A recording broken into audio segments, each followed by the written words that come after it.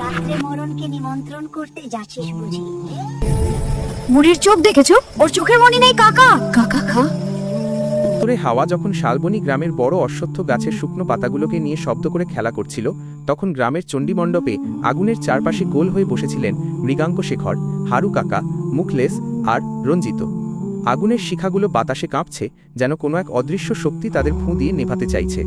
মৃগাঙ্ক শেখর গম্ভীর গলায়, জানিস হারু? জানিস হারু, আজ থেকে 55 বছর আগে ঠিক এইরকম কুয়াশার রাত্রে প্রতাপগড় রাজবাড়ি থেকে সানায়ের শব্দ ভেসে এসেছিল।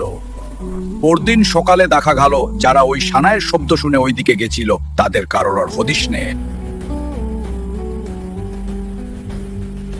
চাথা, ওইসব পুরনো কাসুন্দি খেতে আর লাভ নেই।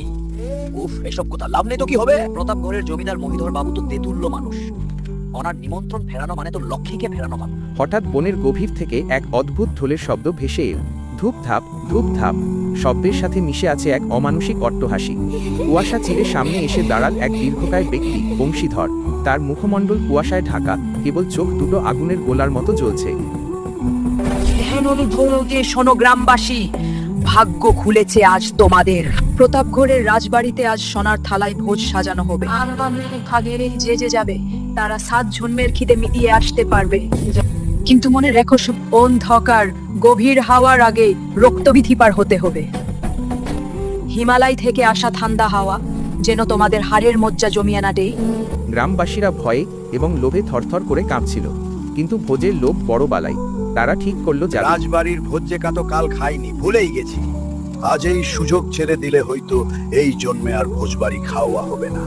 তার থেকে ভালো চল যাই সবাই মিলে। গরুর গাড়ি যখন প্রস্তুত, তখন অনাথ গোপাল এক কোণে দাঁড়িয়ে কাঁপছিল। গ্রামের মানুষ তাকে অপয়া বলে গালমন্দ করে। গোপাল মিনতি করে, আমাকে সঙ্গে নিন কাকা, খুব ক্ষুধা পেয়েছে গো। আমার মা আমাকে স্বপ্ন দেখিয়েছেন, আজ নাকি আমার পরীক্ষা। গ্রামের পুরোহিত হরিচরণ এসে দাঁড়ালেন।